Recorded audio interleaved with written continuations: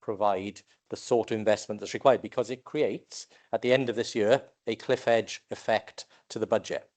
So you start next year £3 million adrift automatically because it's a one-off sum. And again, the investments that we make in education, in social care, in those core services are all about base investments, because they repeat and because they give certainty of the changes you're making to the service. Who would we offer the care to on the basis that that care would then end at the 31st of March next year? It's not a sensible way to make change. So I rely on what Mr. Howes has told us. I rely on what his expertise is, which is that we have a target operating model. We are moving steadily, progressively to redirect how we deliver care to get the best outcomes for the people who access our care services. So whilst the motion is no doubt well-meaning, it will create a cliff edge and it will create a significant problem for funding for social services at the end of the year, and it will detract from the model. So again, I would welcome members perhaps getting an updated briefing from Mr. Howes and his team on the target model and how each of those individual changes help us deliver better care, because I think that would help the understanding of what's in here. I would say, to be fair to the readers of the motion, I don't think some of the changes are described well enough in the single bits in the appendix. I don't think they do, obviously, what is a really complex change justice, and I think they are being misread. But that is not the fault of the people who've written the motion. I accept that. I think what we need to do is to probably do a better job of describing those changes in future budget books. But you know, I would more than happily, with Councillor Gibbert's support, suggest that we offer all members an updated briefing on the target operating model and how those changes are being managed, but would not be able to support the type of intervention that's proposed here because it's a cliff edge funding proposal. David Phillips. I'm again acting as Councillor Pedant, Chairman. I'm in the same position. Whilst I understand the sentiments, this motion doesn't say what people have said it to mean. And that was exemplified by Councillor Rice, who in his statement in supporting the motion said, when reading this, it looks like, because he's interpreting what is in this motion. Councillor Bennett interpreted the motion. The other speakers have been in favour of the motion, have interpreted the motion as to what they think it means. A motion has to be clear in its intent of what it intends to do.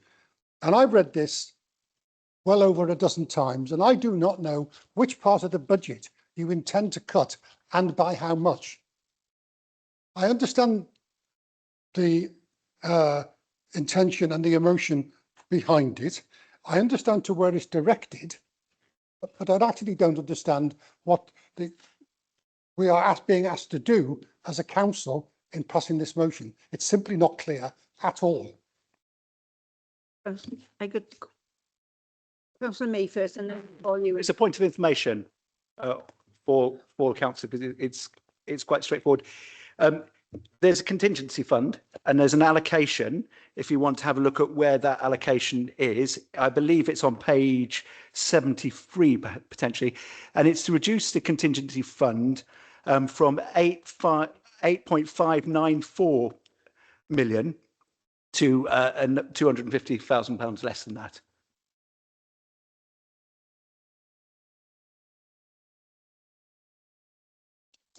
Make a further point. Again, I think it relates to what the leader was saying about perhaps it's not been worded quite so well in the budget book in terms of where it's saying increasing caseloads.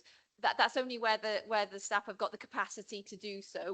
We are increasing caseloads because there is some capacity, because we have been shifting around how we're doing things, because we've been putting more focus into reablement, for example, rather than long term, has freed up capacity for the home care team to deliver a higher caseload. So again, it's hard to quantify in a sentence on the budget book, but yeah, I welcome the opportunity to explain that in a bit more detail with you all at a later date. Sorry, Councillor May. Thank you. I'm going to support this motion. I think at some points we've all had experience of people who've relied on domiciliary care, and we've seen the benefits of it. I've had my mother had it. And while I knew is people are more comfortable and they're more coherent when they've got their wish of being cared for in their own home. And every minute that is that this provision is made is actually valuable because it does take away reliance on other services. It gives independence. Okay, the leader said perhaps he wasn't explaining the whole concept, which might be every day's a learning day, isn't it? Perhaps that might be better in the future. But as the budget as it stands, I can't support, but I will be supporting this amendment for those reasons. Mr. Steve Jones. So, Thank you. Can I just remind the leader that this has gone through legal and through finance, so they obviously accepted what was the written word here, but it does actually say about contingency. It doesn't say the page number, I'll agree, but it does actually mention that in the notice of motion, and no, I didn't write it actually. But going on for that, most of us know of somebody that is actually working in the home care, domiciliary care, and we get people saying they just don't have enough time to get from A to B and they're rushing around. So I'm not certain how you're going to remodel the service, because at the moment, as you said, the service is, well, we feel at capacity. It is given out to private providers. We don't do a lot of our own.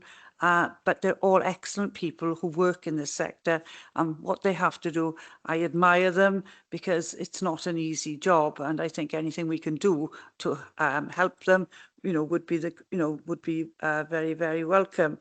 But I think actually increasing caseloads, I don't think is the right idea, and I think that trying to cut something out of that particular budget is very short-sighted, because people actually rely on it really, really heavily, and the pressure goes back on the family if we can't. And in some cases, people haven't got family, so it's very, very difficult. Thank you. Councillor O'Connor. Thank you.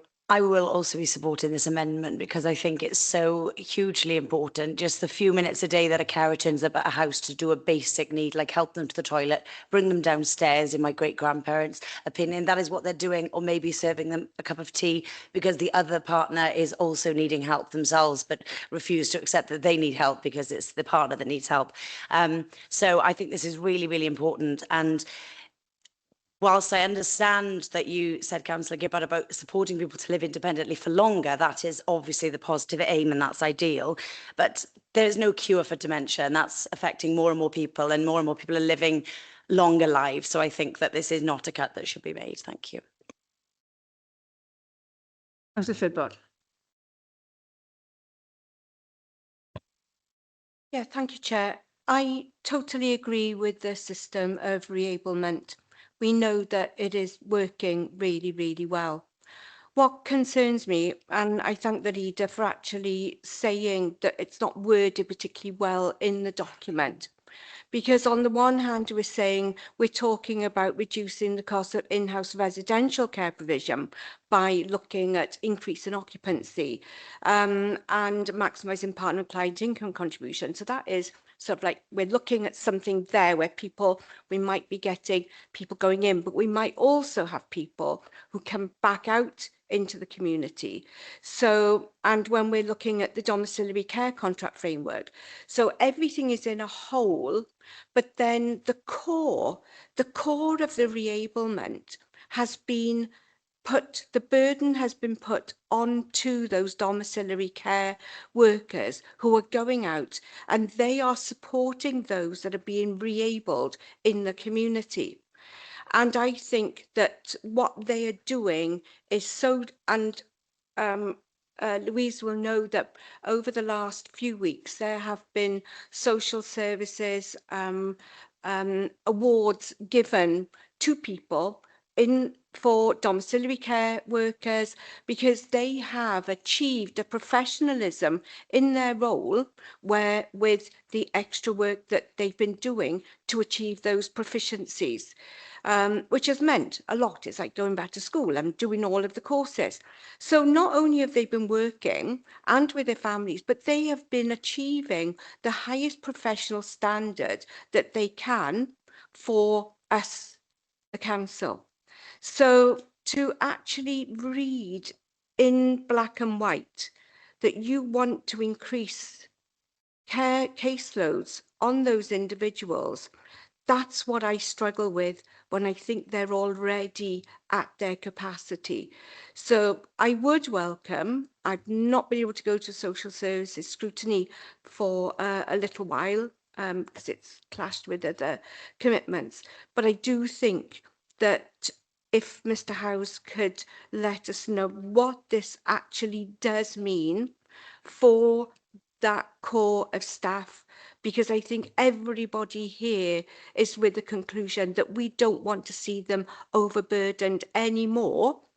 And should their casework go higher, they will not have the time capacity to be able to deal with the extra commitment of the professional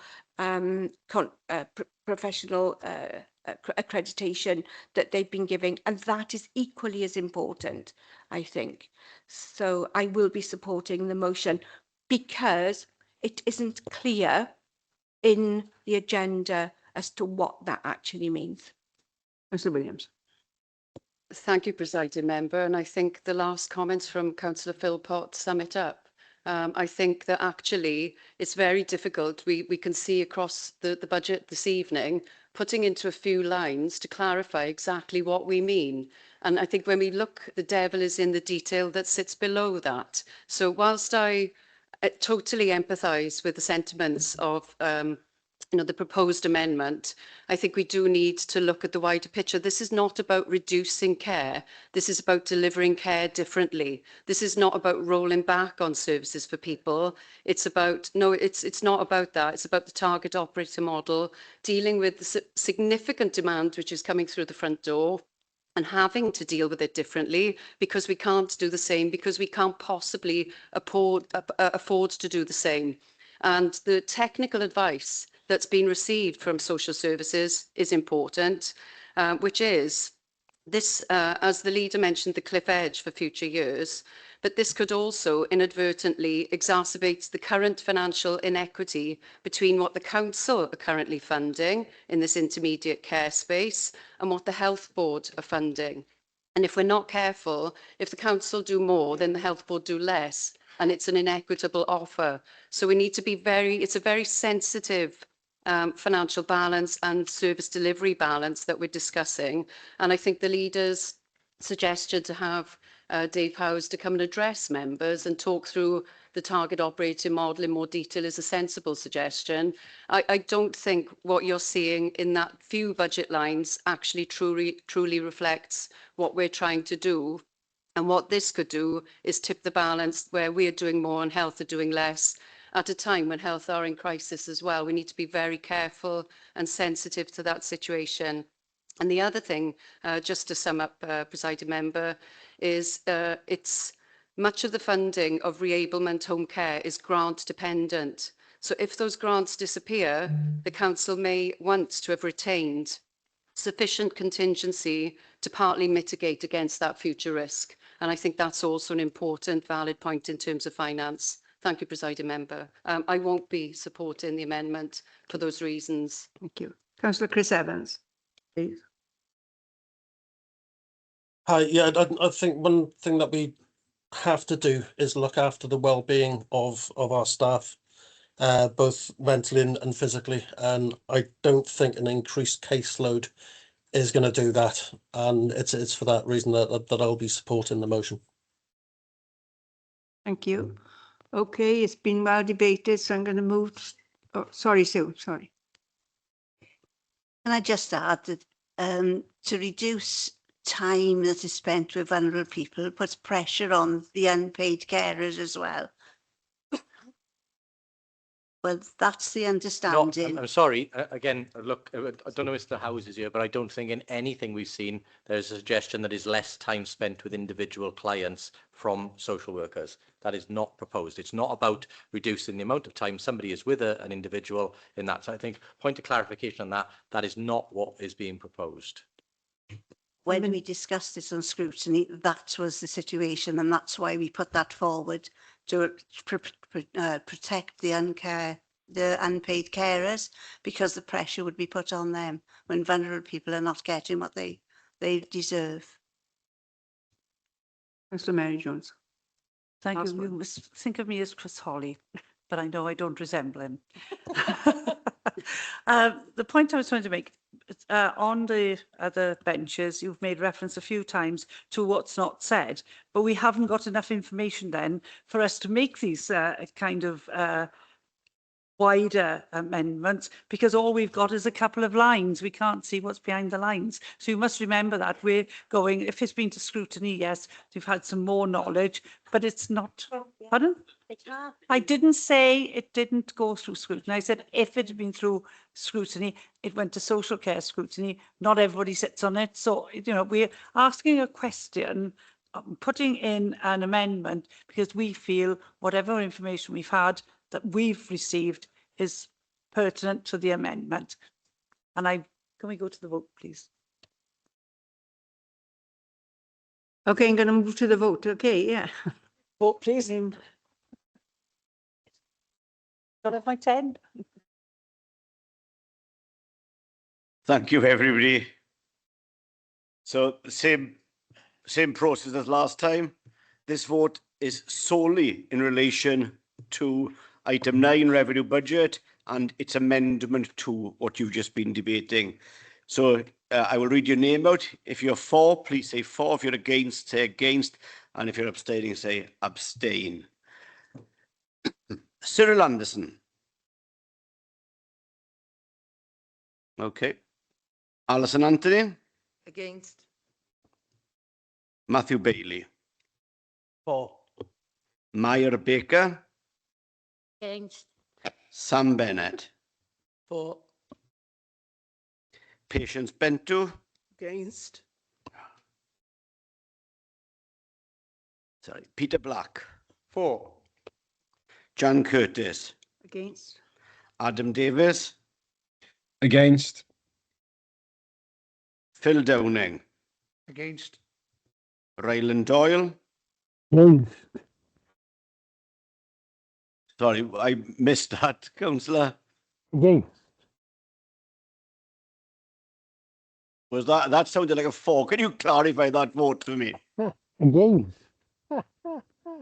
Against, yeah. Mike Ryland. Moving Mike. Say it again, Ryland. Against. That's better.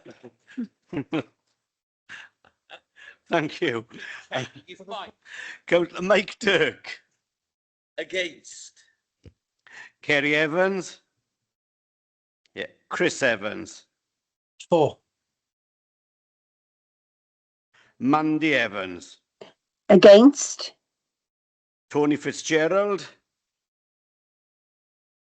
Rebecca Fogarty. Can I remind you to use your mics for people online to hear as well, please? Nicola Furlong. For. Louise Gibbard. Against. Fiona Gordon. Against. Kevin Griffiths. For. Hayley Gwilliam. Against. Joe Hale. Terry Hennigan. Victoria Holland. Against. Chris Holly. Beverly Hopkins. Against. David Hopkins. Against. Linda James. For. Oliver James. Gone. Yvonne Jardino. Alan Jeffrey. For. Di Jenkins. Against. Jeff Jones. For. Lyndon Jones. 4. Mary Jones. 4. Matthew Jones. Against. Sue Jones. 4. Sandra Joy. 4. Sarah Keaton. Against. Elliot King. Against. Hannah Lawson. Mike Lewis. Against. Wendy Lewis. Against. Paul Lloyd. Against. Michael Locke. 4. Nicola Matthews. Against. Penny Matthews. Against. Peter May. 4. James McGettrick. 4. Francesca O'Brien. 4. Angela O'Connor. 4. David Phillips. Against. Cheryl Philpott. 4. Jess Pritchard. Against. Sam Pritchard. Against. Stuart Rice. 4. Bridget Rowlands. 4. Robert Smith. Against. Andrew Stevens. Against. Rob Stewart. Against. Graham Thomas. Will Thomas. 4. Mark Tribe. 4. Gordon Walker. Leslie Walton. Against. Mike White. Against. Andrea Williams. Against. Andrew Williams. Against. Thank you all. So the vote for that was the amendment 2 has fallen, with the votes being 25 for the motion, for the amendment, apologies, 36 against with 0 abstentions. Thank you very much. Okay, the 2 amendments have fallen, so we now move back to the substantive motor. Councillor, Chair, happy to Stewart. formally move. We've covered it in the other reports. thank you. Seconder, Formally second. thank you. Okay. Is there any questions? Councillor Mary, oh, sorry, Chris is back in, sorry. Mention. Can you not repeat what's been repeated before? And and I'm not just saying you, Mary, I'm just saying it for everybody. Just please don't repeat where you are, or we'll be here till tomorrow night, not tonight. Okay, thank you. I want some clarification mainly on the questions I got to ask. The first one is on page 111. I know Councillor Smith is aware actually of my question anyway. It's at the very bottom of the page and it says school meals, and the budget was 1,664,000 and this year it's 918,700. Has that got anything to do with the free school meals, or are we not investing more in school meals? That's the first question. I have got. Sorry, can you repeat the last line because I couldn't hear what you said? Sorry for that bit. Already know the question. Right.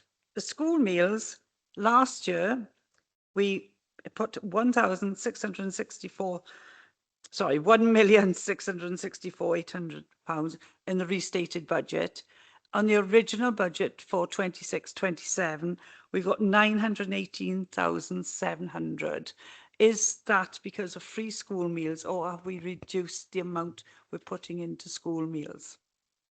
Right, I understand that that could be related to the grant we're having from Welsh Government for universal free school meals, but I will clarify that with the operators and come back to you with a definitive answer. That's okay. If I may come in, presiding member, with some technical advice just to assist members and the cabinet member, there will be an element of that because Welsh Government has increased the amount that it reimburses us for meals. Secondly, don't forget when I gave advice that I cut 1/3 off all employee pension costs for any fixed amount of income. If I reduce the costs of employing the staff by 1/3, the subsidy required overall would also reduce. So I think both of those are in play. I hope you don't mind me coming in to try and assist on this item on a technical matter. Thank you, Mr. Smith. Any questions from Mr. Smith, please? No? So can I ask my second question then, please? I did say 2. No, the other one is on page 89. my voice holds out. It's for the cabinet member for care, I think you call yourself, Councillor Gibbard.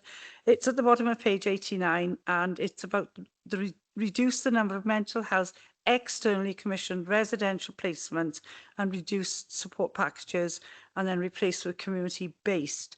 Are we talking about people that are long-term in external homes, or are you talking about people that have an element of health in? Sorry, they put me off. They're passing each other sweets. After I was going to say, check them up here as well. I'm trying to finish my question. I think Councillor Gibbon knows what I'm getting at anyway. Did you say So- page 89? So let me just Have you got page 89? It's at the bottom of the page.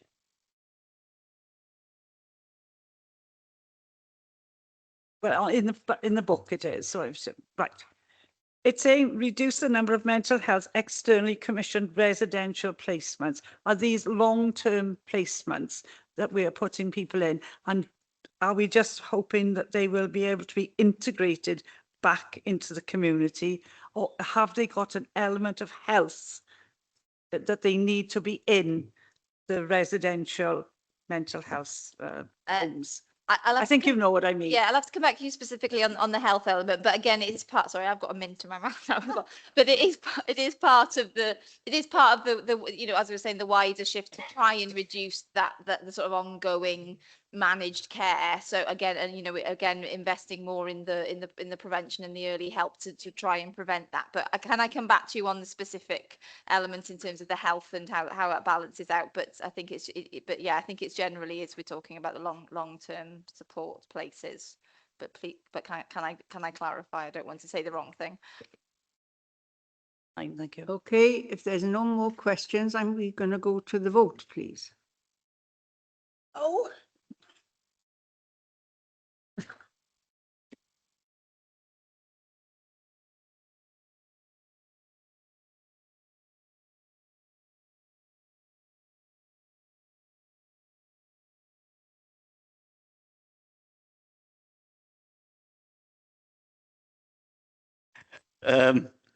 Yeah, thank you. Hang on, give me a second. I get everything written down here. So same principle, but this time you're actually voting on what is printed in the agenda. So item 9, what's printed. So that is now the substantive motion, which happened to be the original motion 2. Okay, so if you're for, as printed, it's for. If you're against, say against. And if you're abstaining, please say abstain. Cyril Anderson.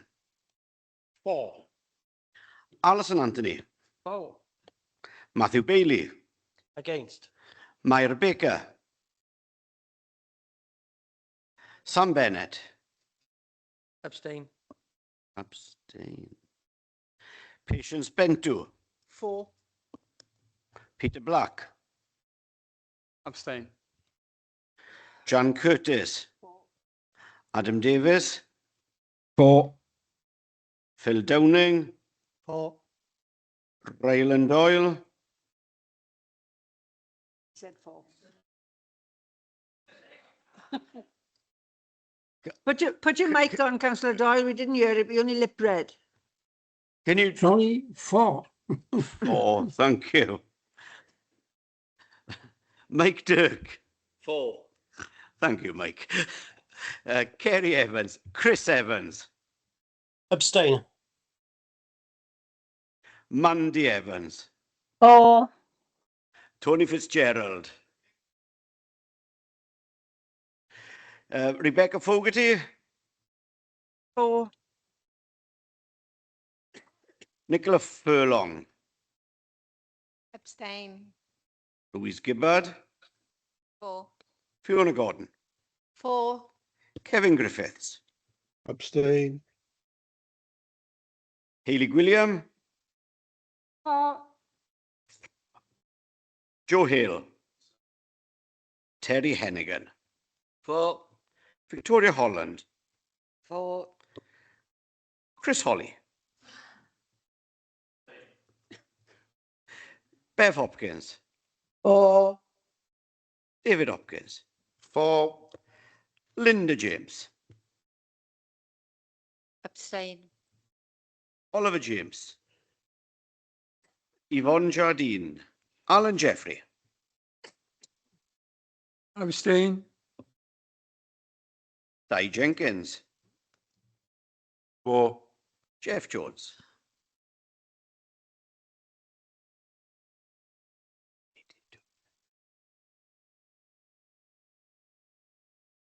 Lyndon Jones. Abstain. Mary Jones. Abstain. Matthew Jones. For. Susan Jones. Abstain. Sandra Joy. Abstain. Sarah Keaton. 4. Elliot King. For. Hannah Lawson. For. Mike Lewis. For. Wendy Lewis. For. Paul Lloyd. For. Michael Locke. Abstain. Nicola Matthews. For. Penny Matthews. For. Peter May. Abstain. James McGettrick. Abstain. Francesca O'Brien. Against. Angela O'Connor. Abstain. David Phillips. For. Cheryl Philpott. Abstain. Jess Pritchard. For. Sam Pritchard. For. Stuart Rice. Abstain. Bridget Rowlands. Against. Robert Smith. For. Andrew Stevens. For. Don't leave it. Someone else. Rob Stewart. For. Graham Thomas.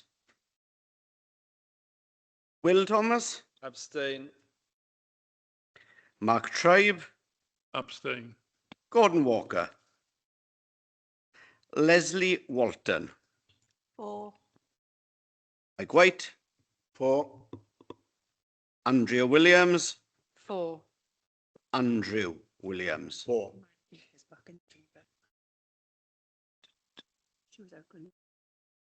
Did you not get a vote, Councillor Baker? Were you out of the room? You were for as well. Okay, hang on.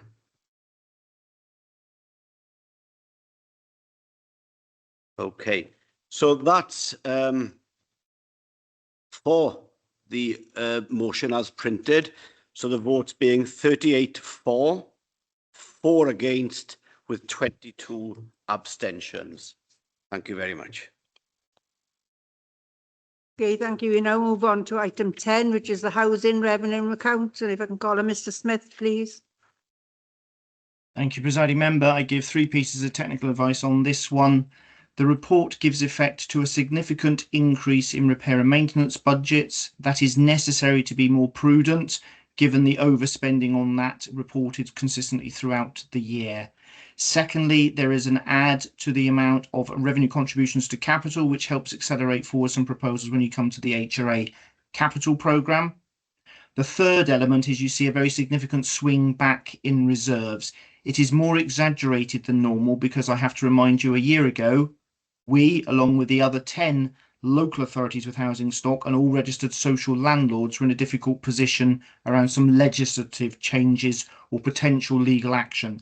All of that has lapsed and unwound, and so we are back to a position of being able to go back to our trajectory of drawing down prudently on HRA reserves, topping up the ability to spend on repairs and maintenance, maximising the amount that is safe to make for revenue contributions to capital, which will help prop up the overall capital programme. So although the swings look significant, there is rationale for each of them. I think the rest of the report is self-explanatory and I need to give no further technical advice.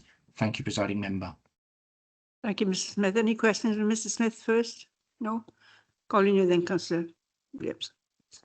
Thank you, presiding member, and I intend to be brief. I hope members will appreciate, but just to give a bit more detail in regards to the overspend in terms of day-to-day repairs. So members will know that we've invested heavily in dealing with damp and mould issues, and rightly so. We've invested in better tenant engagement, dealing with complaint handling differently, and also cost of materials in terms of building costs have gone up as well, and demand has gone up significantly from our tenants. So there are many reasons why we've had an overspend in the repair budget. Very justifiable. Nevertheless, we are looking at, and we've had an APSI review to look at how we can bring those figures down and bring those costs down. And also, I'm actually proud to say that we've intentionally invested over £500,000 in bringing voids back into use as well, and rightly so. So, as Mr. Smith alluded to, we had an issue a year ago. I'm pleased to see that we are going to release nearly £5 million from our reserves. You'll see that at table B, and then you will see the result of the release of that extra capital money in the capital report when it comes before us later on in the agenda. Very happy to move the report. Happy to take any questions, presiding member. If somebody second the report first, and then I'll take questions. Thank you. Just one very quick question. I see in the budget there's recladding and doing up a Devati flats. Is that right in the next programme? I'm just wondering, some of those are private, I understand. I'm just wondering how are they funded? Do you ask the landlords? I know when we're doing it with council properties, you ask the owners, but how does that work with flats? Thanks. Perhaps if I could come to that when we come to the HRA capital programme, presiding member. It's not relative to revenue. Thank you.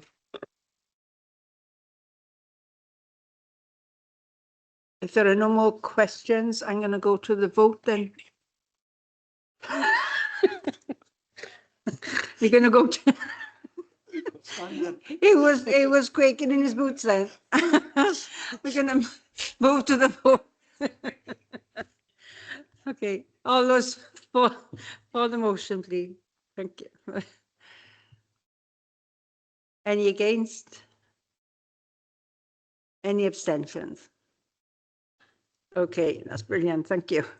We now move on to item 11, which is the capital budget programme. And again, can I call on Mr. Ben Smith, please?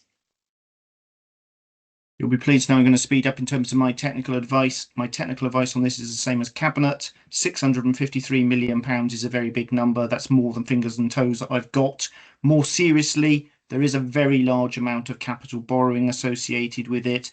Members may wish to decide whether to ask me questions now or in the Treasury Management Statement around the risks to capital borrowing, both for the General Fund and the HRA. But the rest of the report is self-explanatory. Very substantial capital programme. That's the only thing I need to draw members' attention to. I'll take questions if there are any. Any technical questions? Yeah? Yeah. Okay, I got Councillor Rice first and then you, Councillor Thomas. Thank you. I've got a number of technical questions. I'll just try and whiz through them very quickly. The first ones relate to the line on Skyline.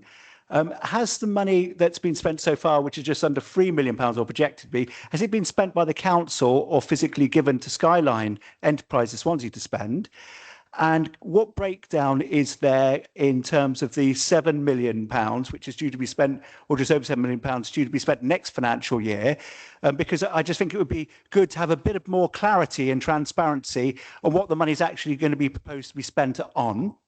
The next question I have is that we spent quite a lot of money on depot rationalisation over the last few years. Why are the savings so small in the revenue account related to it? The next one I have as well then is to do with the schools programme. Obviously, I can see there's an ambitious total of about £300 million to be spent on the schools programme going forward on the SOP. How will we pay for that £300 million? And will any of that have to be a borrowing at a much higher rate than it would have been if we'd paid for it within the last few years as expected? Thank you. Mr. Smith. So I'll go first in terms of technical advice, if that's appropriate, presiding member. So is it okay to come in, presiding member? Sorry, Ben. Yes, please. Yes. So on the first one, I'm limited to what I can say in terms of what is exempt versus public. Obviously, the budget has to be set out. In terms of your first questions, Councillor Rice, the amounts expended so far are by us. It is not money handed over to Skyline. It is for the necessary assembly and all sorts of other works. In terms of the one on depot, the depot rationalisation is also about improving the depot operations and the quality of the site for staff. So that includes looking to exit from one depot and move into a much more modern, better depot. Given that there is a transition period, it is not surprising that the savings are relatively modest in revenue in the first instance, because I've got double running costs. Whenever you have anything like this, that occurs. But the rationale set out previously to Cabinet, my understanding, I'll allow members to comment accordingly, is that that is about improving the quality of the working environment and the depot facilities as much as about the cost savings. But there is a reason why it is what it is. On the third one, around the education programme, don't forget the original school outline programme was for 400 million in total, of which 300 million was predominantly from Welsh Government, 100 million commitment from us. As I said earlier, some of what used to be called Band A and Band B is now in this rolling 9-year Sustainable Communities for Learning programme. There is borrowing required. Yes, if I have to borrow the money now at 6%, it is clearly going to be more expensive than borrowing at 1 or 2%. But we have on our Treasury Management Policy Statement an obligation on me that I'm only permitted to borrow up to the totality of the MTFP at the point in time. If I could have borrowed more in 2018 and 2021, I would have, could have, should have, but I wasn't allowed to. The fact that years have gone by and there is a new MTFP and a new borrowing envelope, I will at the moment have to go out and it will cost more. But I am making assumptions in my medium-term financial plan advice to stagger the increases in capital financing and borrowing to seek to achieve what is required in that SOP, which has been sent in and is refreshed every few months with Welsh Government, and which requires my personal paw print on to assure Welsh Government that if we're lucky enough to win everything that we've asked for, it is a competitive bidding process and we might not get everything. Some of it may need to be phased back because Welsh Government might not have the money. We might have to go a bit slower because of the costs of it, but it is my signature on it, and I am assuring Welsh Government that if we win everything we asked for, that I have made appropriate provision in the budget and medium-term financial plan for the entire envelope. But yes, you are right. Today, it would cost me more than it did 6 years ago, but I could not have filled my boots any more than I was permitted to at the time. So I hope that assists in terms of the 3 main points raised, Councillor Rice. Councillor Thomas. Thank you, Presiding Member. Yeah, as Councillor Rice said, it's a very ambitious budget with a lot of capital spend here. I mean, I don't blame you wanting to borrow at the current prices, but obviously we've got a war which hopefully won't escalate, but that's, you know, completely possible. We've got, you mentioned that the next lot of borrowing we'd be looking to do is over the short term, sort of 1 to 5 years.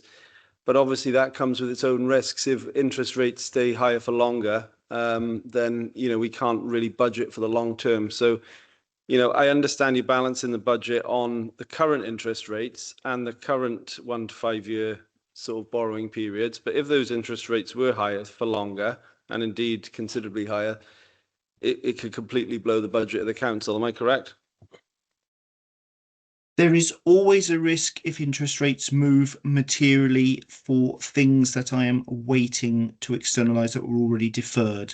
The one bit of assurance I can give you is that I am ultra prudent in terms of assumptions. So the assumptions made in the MTFP and the revenue budget and in the Treasury Management Statement make an assumption that I would have to borrow at today's rates for the headroom additional capital that is aspired to. So I am adopting a very conservative 10% assumption. That's 2.5% MRP, 6% for capital financing. You can get at the moment with PWLB 5.8 long, 4 point something very short. So I've built more than enough in for anything that's new. The difficult part for me will be that short-term externalisation where I will have to take a degree of risk, as will every treasurer in the land. but it ultimately will not necessarily immediately read through to quite so significant increases, for the reason I set out when I was asked about what would the impact be of £50 million worth of borrowing, given that the pooled rate applies. So there are risks. I'd rather have certainty. I'd rather go long. It's not an option available to me at the moment, but I thought it important to remind you that for the new stuff that is talked about in terms of permitted headroom, if the report is passed, that is on a very prudent basis. I could afford to borrow that today, even at today's prevailing rates. If I may just come back very quickly, presiding member. So if I understand what you just said, then is that there's basically a 2.5% interest rate contingency in your figures? Is that what you're saying? I'm allowing for a 1.5% interest rate contingency effectively, and or cost overruns, which but it's allowing for both of those effects. But it's closer to 1.5 than 2. But the principle you've stated is correct. Councillor May, did you wish to come in? Thank you. Mr. Smith's technical answers asked me, prompted me to ask another technical question. When you're talking, saying the money is not being given directly to Skyline, but you need to do the works for Skyline to happen. Isn't that a bit of smoke and mirrors going on here? Because I mean, you're pump priming projects there. So if we did not spend that money, does that mean that Skyline would have had to spend the money to make the work happen and make the whole project happen? If you see what I mean.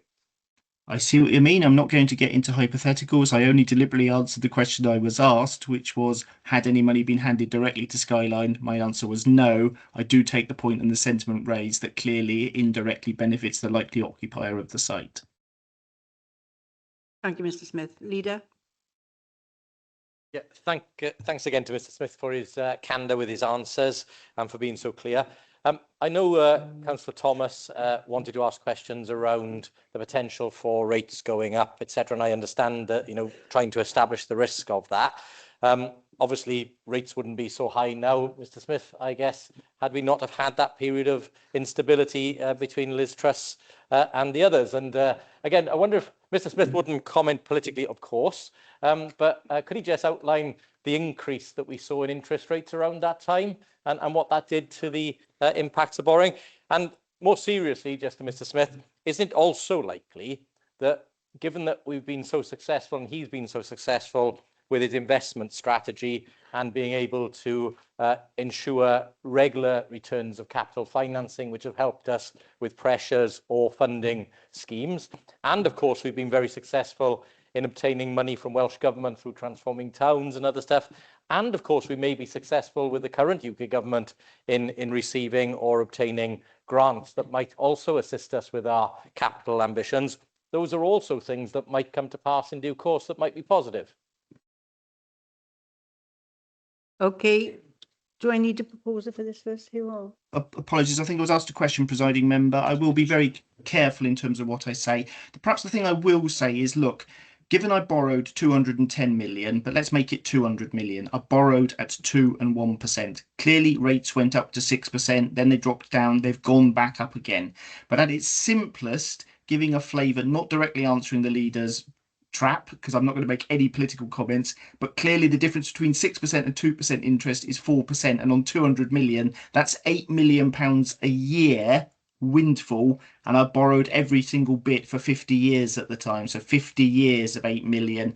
That makes this council £400 million to the good on that decision. It's a decision I'm proud of. I got lucky with. I got expert advice from my officers and advisors, but I thought I'd just get that one in there because it's quite an impressive number, and I couldn't resist bragging slightly on that one. That wasn't even a humble brag, so I'll go that far, but I won't get drawn into any of the other political bits, and I'm sure the leader knows why. Thank you, Mr. Smith. Are you going to propose and second that? And then before we go to the amendment, I'm going to give you a break because the time's gone on, but I want you back in by 9 o'clock. Okay? Yeah. Happy to formally propose. Thank you. Thank you. Happy to second. Thank you, Leader. You've got roughly about 7 minutes, folk, if you need to go to the loo or you need water. Please.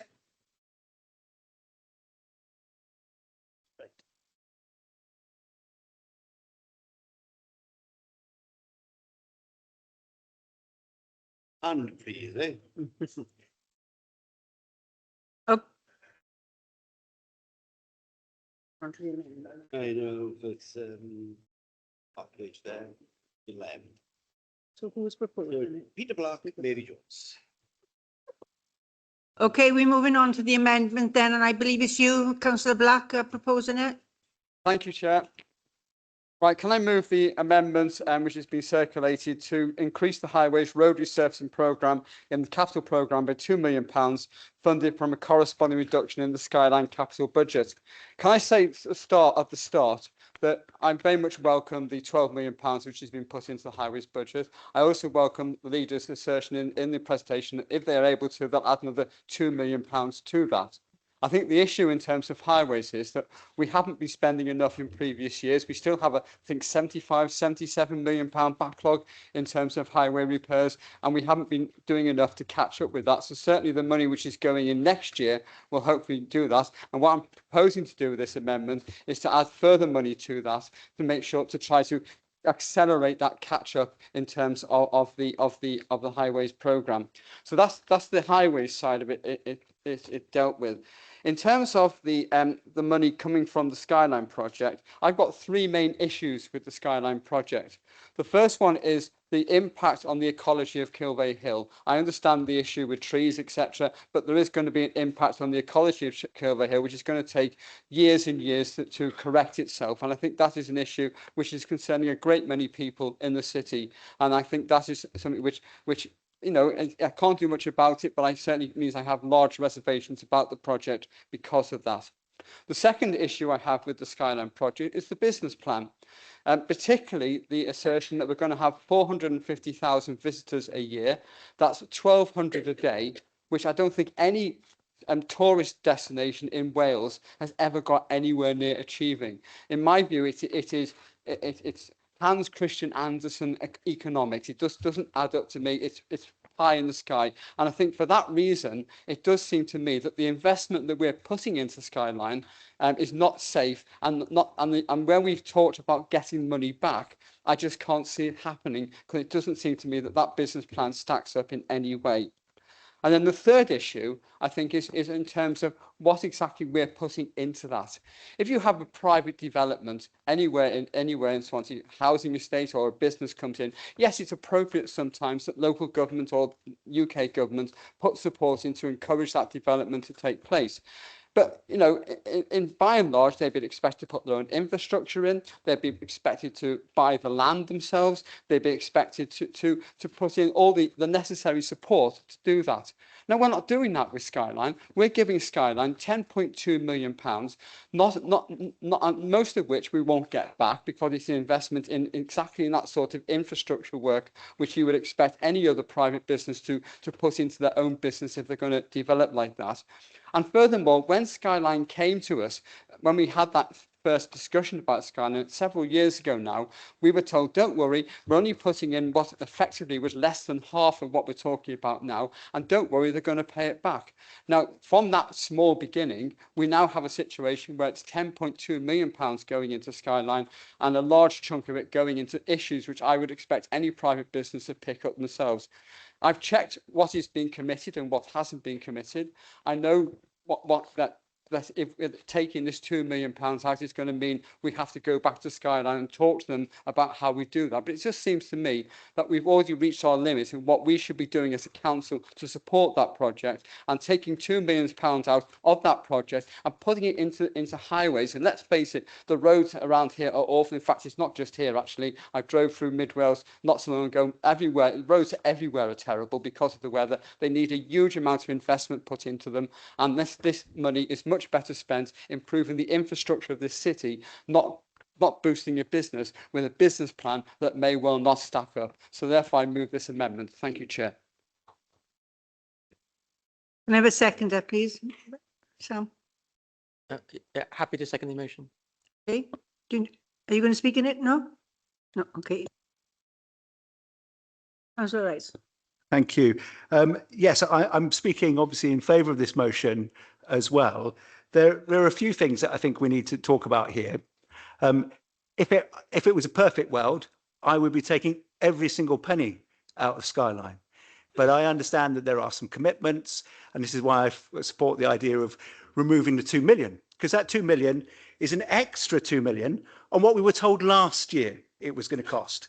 So my concern is, when will the ask stop? When will it, because it could be going up and up and up. And I've seen this with a few other projects before, so I'm concerned. In terms of priorities and the reason why I think roads are important, yes, it's good to hear that there is more money going in roads, and I'll congratulate the leader if he's successful in bringing in 12 million into that budget. That would be a start, especially as the previous years that we've been running on the amount of money that we're spending on roads would have taken about 60 years to have repaired every single road in Swansea to that standard. So the issues with Skyline in itself, okay, let's have a look at them. The business plan just does not stack up. Where are the 450,000 people coming from? Where are they going to park when they come here? Because most people still use their own car rather than forms of public transport. And that's a question that's never really been successfully answered from my side of things. There is a lack, beyond the environmental concerns that I know that some people have shown and had, I have financial and community concerns. My concerns are a lack of access, a communication, the general transparency of the scheme. Because if we were asking to invest £10 million in something, yes, I've heard we might get this back, but I don't know, on the basis of the business case I've heard, I don't think that's very probable. That there doesn't seem to be a wish for transparency on this. There doesn't seem to be a wish to tell us the information that I think that people would feel happier if they heard more about it, perhaps, you know. What are the long-term consequences of this? You know, let's have a look at what's happened in Queenstown. Okay, maybe the slope stability tests are different here, but let's talk about it. Let's be open about it. I just don't feel there seems to be enough due diligence for us to continue to give more money to an organisation where there are things surrounding it which don't seem to be, you know, completely clear or transparent. I sat in a room earlier with lots of people. Councillor Rice, can you keep it a little bit I'll brief, keep it please, because other people wish to speak. Okay, I'll keep it short to the last couple of points. So I sat in a room earlier, it was absolutely crowded full of people in the George Hall. And we were talking about what makes Swansea great and tourism and various other things like that. And the interesting point that came from the audience first was we really, to improve our tourism experience and business experience, we need to improve the state of our roads. That was the first point from any of the contributors.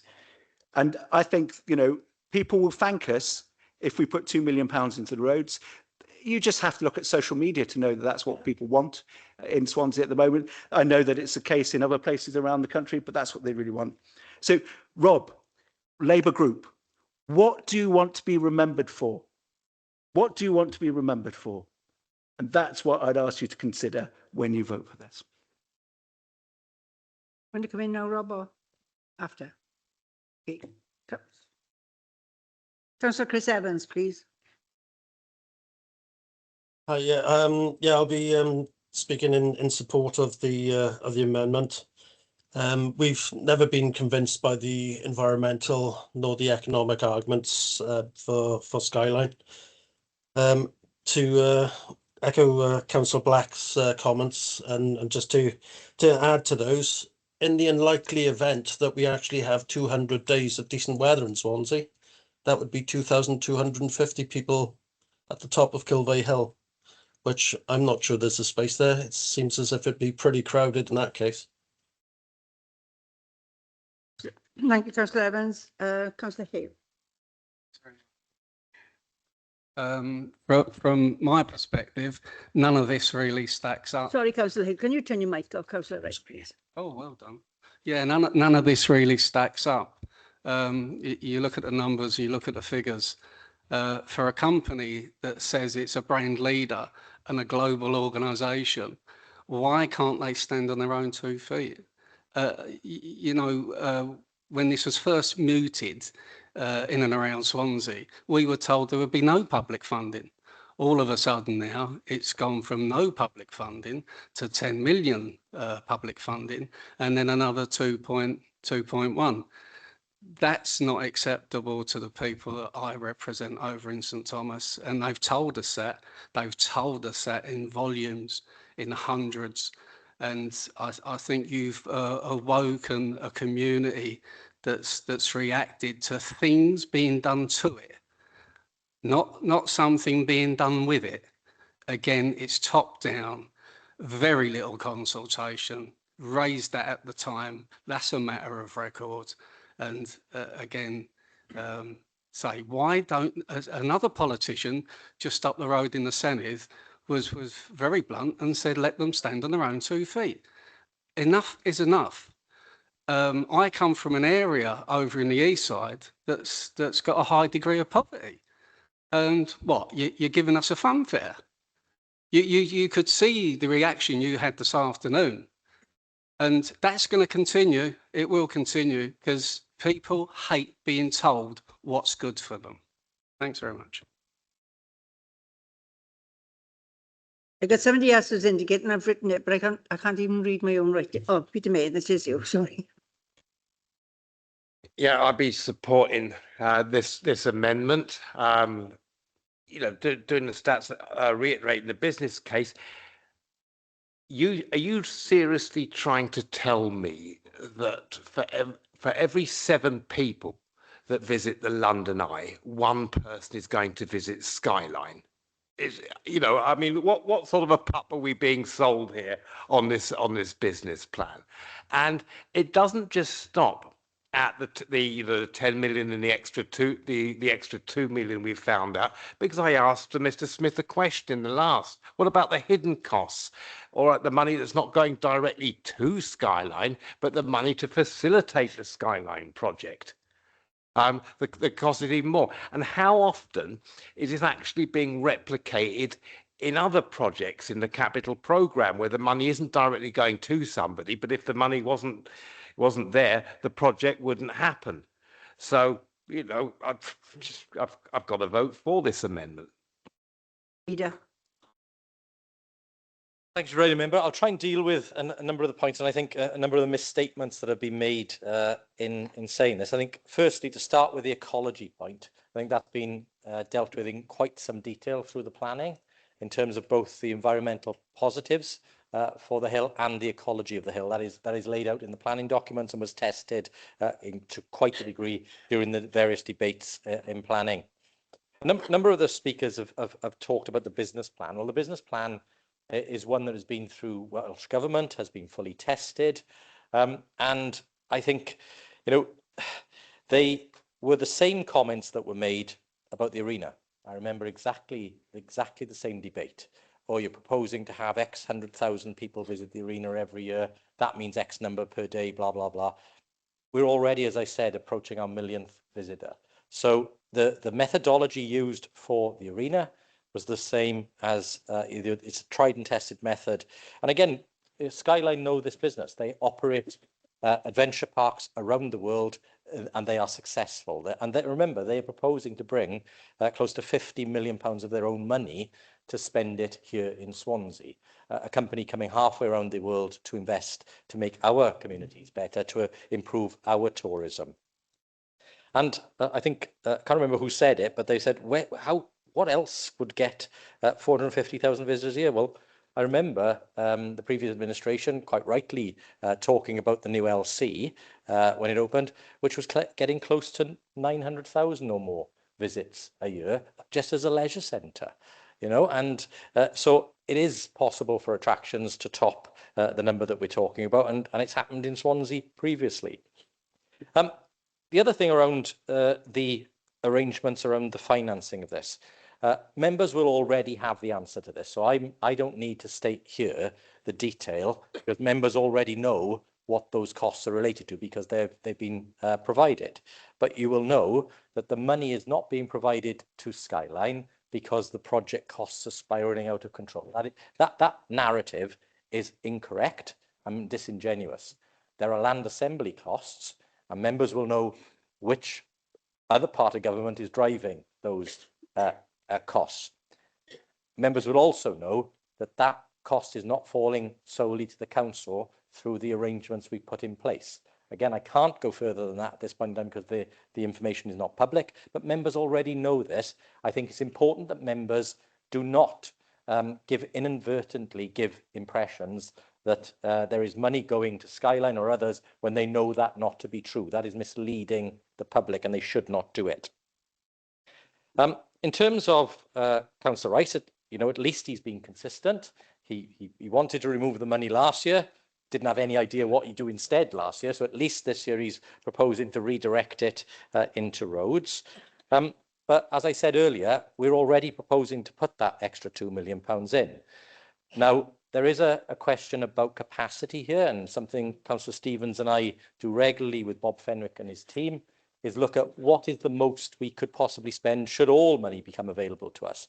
And the advice from the team is that 12 to 14 million is pushing the envelope in terms of what they can possibly do to improve our roads in a single year, given all the weather constraints, given all the other challenges that they have. And of course, you can't close loads and loads of roads off at the same time. You have to do it in a managed way. So we're already proposing to put the £2 million in that Councillor Rice is proposing and that Councillor Black mentioned. So if that is already meeting your need of adding that extra £2 million to the roads budget and to do more work, then the only thing that's left, if you continue to support it, is a wrecking motion. And it's a wrecking motion aimed at collapsing the deal with Welsh Government and with Skyline. Because, of course, the investment that we're making as a council is linked to the investment that Welsh Government are making. And if you pull one part out, the other part potentially then needs to be renegotiated or resecured. Now, if the members' intent, which I don't think it is, but if the members' intent in this chamber is to not have £50 million worth of investment in our tourism industry, to therefore put the metro investment at risk, because again, demand drives investment, to weaken the tourism offer for Penderyn, which established itself there on the basis of other things coming, to undermine our river corridor strategy. If that is what the opposition members who've spoken on this truly want to do to the economic opportunities for the people of Swansea, then they don't deserve to sit in this chamber and claim to be standing up for the people of Swansea. Right?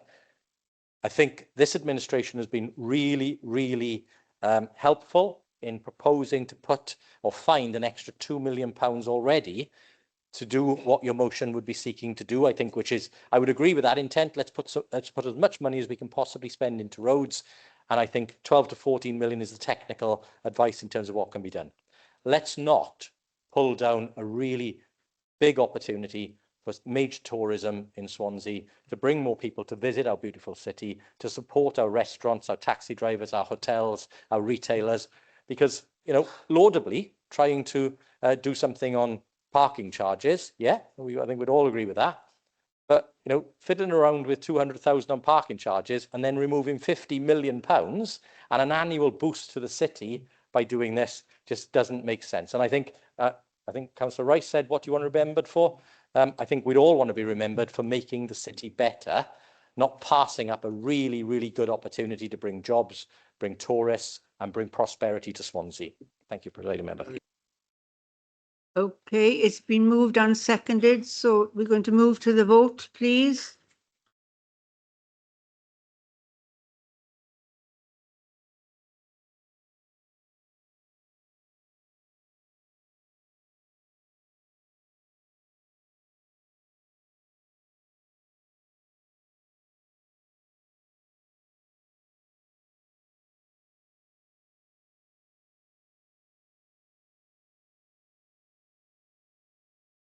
Okay then, councillors. So you're now voting on item 11, that's the capital budget and programme, and that's amendment 1, which you've just been discussing. So I'll be reading out your names. If you are for the amendment, please say for. If you're against the amendment, say against. Otherwise, please say abstain. Cyril Anderson.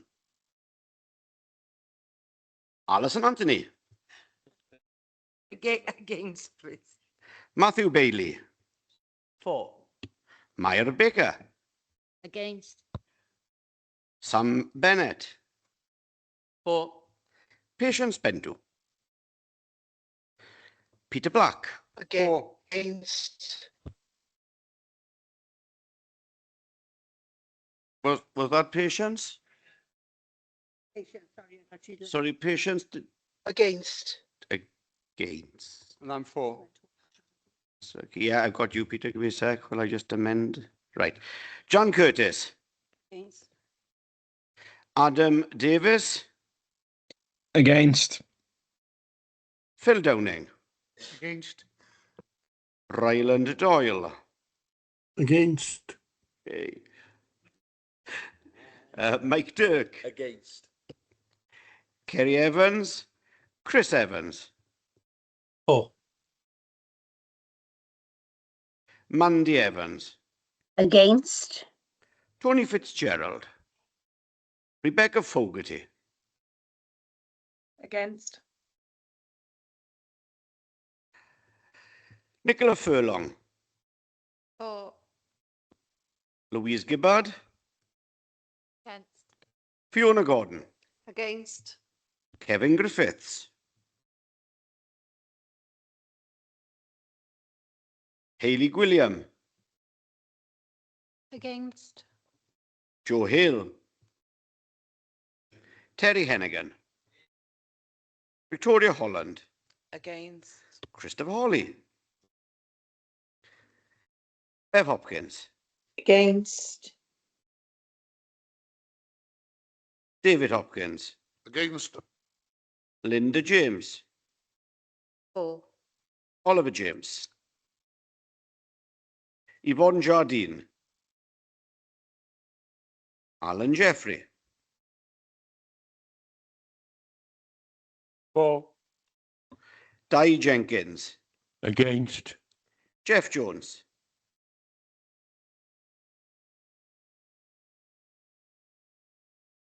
Lyndon Jones. Mary Jones. For. Matthew Jones. Susan Jones. For. Sandra Joy. For. Sarah Keaton. Against. Elliot King. Against. Hannah Lawson. Against. Mike Lewis. Against. Wendy Lewis. Against. Paul Lloyd. Against. Michael Locke. For. Nicola Matthews. Against. Penny Matthews. Against. Peter May. For. James McGettrick. For. Francesca O'Brien. For. Pardon me. Angela O'Connor. For. David Phillips. Cheryl Philpott. For. Jess Pritchard. Against. Sam Pritchard. Against. Stuart Rice. For. Bridget Rowlands.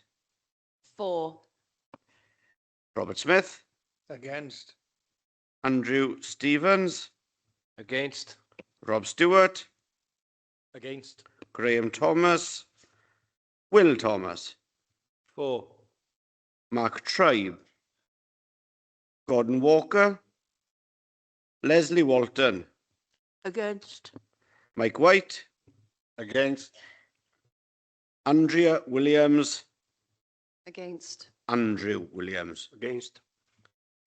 Okay, thank you all. So the vote was against the against the amendment number 1, with it being 24 for and 37 against. So the amendment falls. There were 0 abstentions. Okay, so we move back to the substantive motive. So Councillor, Formally Stewart. moved, Chair. Thank you. Seconded. Formally second. Any questions? No? Okay, so I'm going to move to the vote then, please. So can I have a show of hands for? Those against? Any abstentions? Yeah, that's fine. Okay, so we now move on to item 12, and that's the housing. Where am I now? There I am. Housing revenue account for the capital budget and programme for 2025-26 through to 29-30. And can I call on Mr. Ben Smith, please? Thank you once again, presiding member. I will be brief. I draw your attention to the appendices and I give the same technical advice. £322 million or just shy of is again a very big number. More seriously, I draw your attention to the very substantial part that comes directly from revenue contributions from rent payers, and especially the extra money that's been able to be put into 26-27 as a result of the discussions earlier. And again, there is a significant amount of borrowing. Any borrowing that is done is met by the HRA. I have nothing further to add in terms of technical advice. The report is clear. I am sure Councillor Williams will wish to speak on the item because I'm not doing it justice given the scale of the spend. Thank you, presiding member. Thank you, Mr. Smith. Over to you then, Councillor Williams, please.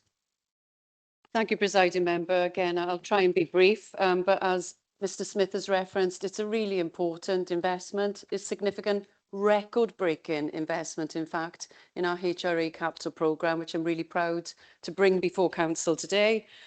We will see over the programme 83.5 million in more homes.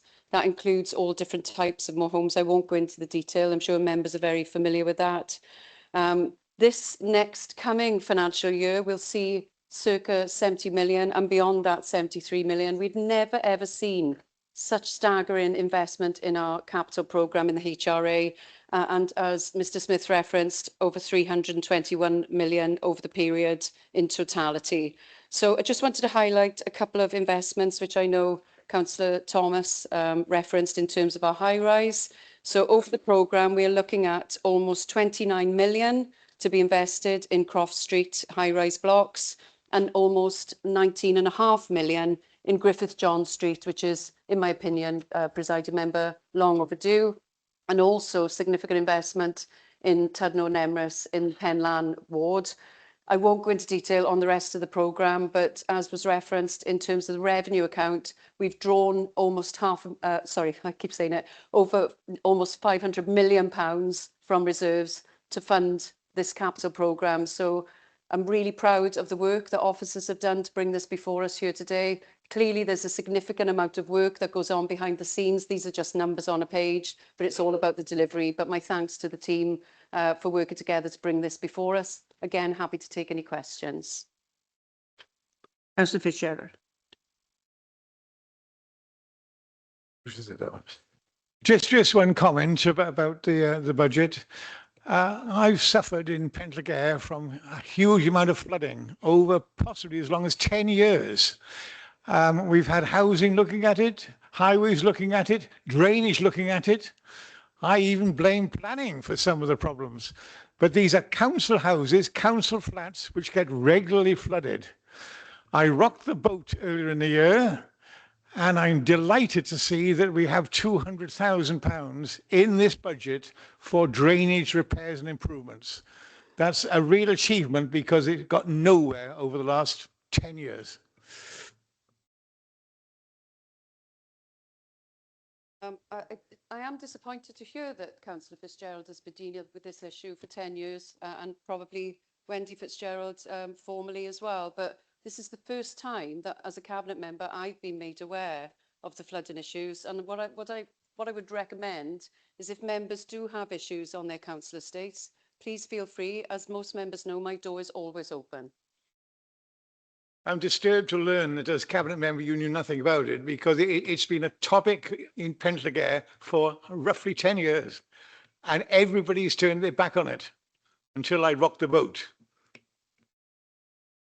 Thank you. Councillor Black. Thank you, Chair. Just want to refer to page 159. The general environmental schemes. As the cabinet member knows, these were scaled back quite significantly because of the legal issues around the capital programme to, I think, £50,000 and then reinstated at £250,000. And for future years, it's being put at £350,000. My question is that before it was scaled back, it was at £600,000. So are we at any stage looking to move that up to what it was originally, which is £600,000 a year, as opposed to £350,000, which we're now aspiring to.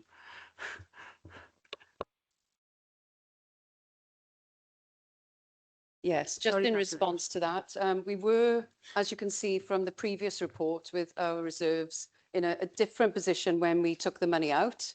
But as we've had overspend in day-to-day repairs, we've had significant investment in voids, we no longer have the reserve pot to draw from to replace things like for like. So we've replaced them at 50% of the original investment. If more money does become available, of course, we'll look at the programme again and add things back in as we go. Councillor Holland. Sorry, it's been a long day. I was miles away momentarily. I just wanted to say to Councillor Fitzgerald, because obviously I'm in the next ward down to in Pontley, where we do have flooding. My mum and dad are in Pentlague and I'm not clear, but if you ever want me to show you, because we have people trying to do the drains, come and check loads of things for us in the known areas where there are issues. Maybe their letterbox was too far down the door and they didn't get the notice. Okay, any more questions, please? Oh, sorry, well, I can't see you down there. No problem. Okay, just shout at me. Yeah, it's no problem. Yeah, couple of questions. First one, just on that note about when we're renovating high rise, how do the private flats pay for that? Do they contribute, or is it just done by grants? Second one, what's in the budget to address the one bed shortage? Because obviously there's a huge shortage of one beds, it seems. And last question, building our own sort of council homes to some degree, and I know obviously the cost of that per unit's a lot higher than the private sector. Have we been able to get that cost down? Are we making progress in reducing the cost per unit of the housing that we generate? Thanks. Yeah, thank you, Presiding Member, and thank you to Councillor Thomas for the questions. In answer to the first question, we often do, as you know, medium, low rise, high rise. We have some apartments or flats which are privately purchased. When we do a complete refurbishment of any of those blocks, we would expect those private tenants to contribute towards the works because they are not council tenants, therefore they cannot draw from the HRA. That would be illegal. So we would ask them to provide subsidy towards the cost of the works, which we've done in West Cross many, many times. That does actually benefit every resident that's in that block.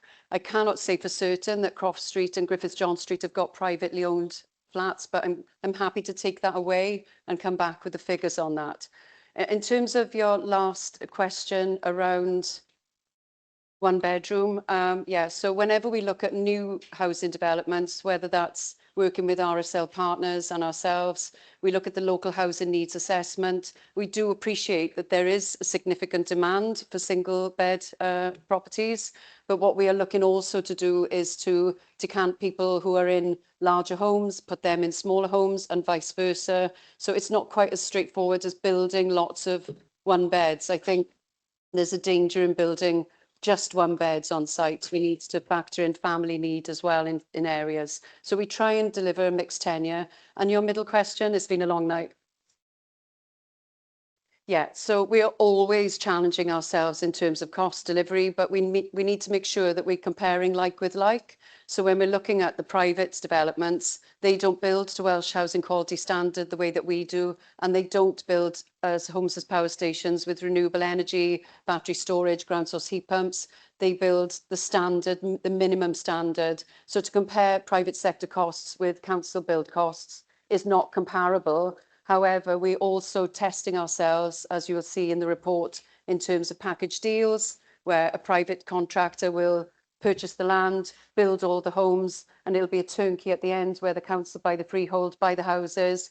We're looking to see how much that costs in comparison to how much it costs when we build, and also joint ventures with RSLs and potentially private developers as well. So we're looking at all the build variety, if you like, and comparing the costs as we go. If it happens that we're not as viable in terms of the like-for-like comparison, then we will have to look at our in-house costs significantly. But we are comparable in the studies that we've done, the reviews that we've done, we are comparable with the private sector. Otherwise, we wouldn't use building services to build new homes.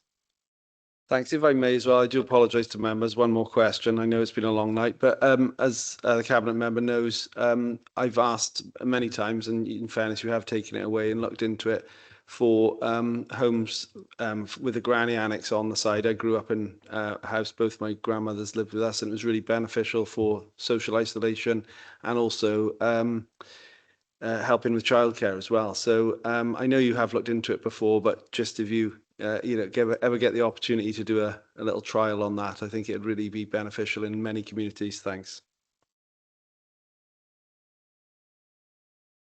Okay, I don't think there's anybody. Is somebody indicate? Sheriff. Oh, Cheryl, sorry, I knew it was somebody. Sorry, Cheryl, it's been a long night. Yep, it's just to the cabinet member, just for clarification, when you mentioned that sometimes private sector will build houses, but if they're building them for us as a council, they have to come up to Welsh Quality Housing Standard, whereas if they were building them for their own selves, then they technically don't. But the other aspect of it as well is that, for example, Persimmon, they don't, every property, every estate that they build, they don't put the road infrastructure in to adoptable standard either. And I think that is really important, because it means that the residents, they sometimes don't get told by their solicitors, but B, it means that they don't get the same protection as what our properties do as well. But it was just because you'd mentioned about the difference, just to clarify that if they do build for us, that it's up to the standard. Yes, we absolutely would not be able to purchase those properties if we couldn't reach Welsh Housing Quality Standard, as in especially with acquisitions, when we buy back council right to buy, then we buy those back, but we buy them back on the understanding that we can bring them up to the standard. So we can't have council houses which don't reach the standard. And in terms of the private developers, I think that's probably a matter for planning. In terms of planning applications on individual sites, that's something that's not within the HRA's control, but the point is made. Okay, it hasn't been seconded yet, so can I have somebody to second the report? Okay. Okay, so it's been proposed and seconded then, so can I have a show of hands in support of the report, please? Any against? Any abstentions? Okay, that's carried. Thank you. So we now move on to item 13, which is the Treasury Management Strategy Statement, Prudential Treasury Indicators Investment Strategy and Minimum Revenue Provision Policy Statement for 26-27, the Interim Year Treasury Management Review 25-26, and the Treasury Management Annual Report for 24-25. So can I please call on Mr. Ben Smith? Thank you. Thank you, presiding member. It is a mouthful, but you get 5 reports for the price of 1. If you wanted even longer, you could have had them as separate reports. I always say this is important, but it always comes towards the end of the night, and I know it has been a long day. But this is the rocket fuel stuff that if it works really, really well, you mint millions. If you get it wrong, it costs you millions. I've emphasised quite a lot already in terms of the debate, so I'm not going to labour the point. You should not be surprised that you see on page 187 the inexorable rise in the operational boundary and the authorised limit for debt, because you have got borrowing plans in the general fund and the HRA already approved tonight. Perhaps more importantly, to give members a degree of comfort, first, which is on page 188, you have the ratio of financing costs to the overall revenue streams of the council. It is remarkably stable for the general fund, and it hovers slightly above or slightly below 6%. That's perfectly reasonable. The HRA is more elevated for reasons of the ring fencing and the nature of how the capital programme is financed. Little bit more volatile, but only to a degree, and it's still affordable in my professional opinion. At the bottom of page 188, though, you get the other difficult side of it, which is I've been able to sit on my hands for a long time in terms of externalising debt. And as the capital financing requirement grows, the need for me to move from being technically over borrowed, so I don't have to go out to the market, and now being technically under borrowed, it's a clear signal at the bottom of page 188, which is I will need to go out and externalise the debt. The rest of the report is highly technical in nature. I could bore you for hours. I don't intend to, but I did draw attention to a number of the items in it in the previous items. I am happy to answer technical questions if my brain can cope with it at this hour. But I just emphasise, as usual, it is important. There are bigger numbers and swings in there than you've been used to in recent years, simply because of where we are and the scale of the capital programme, the borrowing assumptions. The important takeaway message is you are moving to a position where I'm going to have to go out and externalise some of the debt. Be under no illusion on that. I will do it as slowly as I can to try and reduce the impact on getting the loans away at a reasonable rate. I won't labour the point. There's a lot in there. If there are questions, I will do my best to answer them. Thank you, Presiding Member. Thank you, Mr. Smith. Any questions from Mr. Smith, please? No. So can I have a proposer, please, and a seconder? Thank you. Okay, if there's no more questions, I'm going to go to the vote. So all those in favour of the report? Any against? Any abstentions? It's carried, yeah. Okay, we now move on to the capital strategy for 25-26 through to 30-31. And again, can I call on Mr. Smith? Thank you. So I'll be very brief on this one, Presiding Member. You are used to me presenting this in previous years. You've had all of the technical reports, the previous one, all of the capital reports.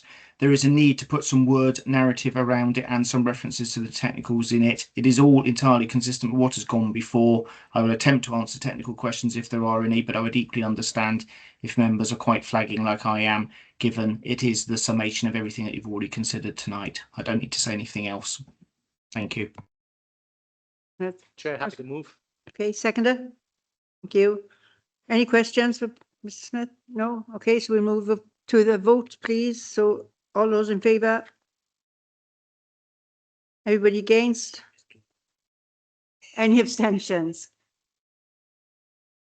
Okay, thank you. The next item is the statutory resolution. Resolutions to be made in accordance with the regulations in the setting of council tax for 26-27. And again, can I call on you, Mr. Smith, please? Chair, happy to move this one. It's quite self-explanatory. Mr. Smith is happy. Okay. Yes, absolutely. In the interest of speeding it along, it's long, but the reality is Mr. Evans needs to get his entire pen out and have the whole lot written down. It is the summation of everything you've done and gives legal effect to me to start landing the tax bills in due course. Happy to second. Okay, so again, we're going to move to the vote. So all those in favour, please. Any against? Any abstentions? Okay, thank you. That's carried. The next item is members of committee. Can I call on Councillor Fogarty? Is she here? Oh, it's me, sorry. She's gone. Councillor Hopkins will do it then. Okay. Yeah, sorry, it's me, it is. Okay, sorry. I'd like to be brief, but unfortunately, probably take about half hour to go through it. No, I won't. So sorry. Happy to move the report as circulated earlier on. Second. Okay, all in favour of the report? Any against? I wish I could stand now. Any abstentions? Now we got an hour of councillors' questions, okay? So just that we have decided to defer it to the March the 25th, so there will be double questions on that accounts, okay? So good night and Thank you, Chair. Well done. Thank you, Presiding Member. Well done. okay. Good night and safe journey home, everybody.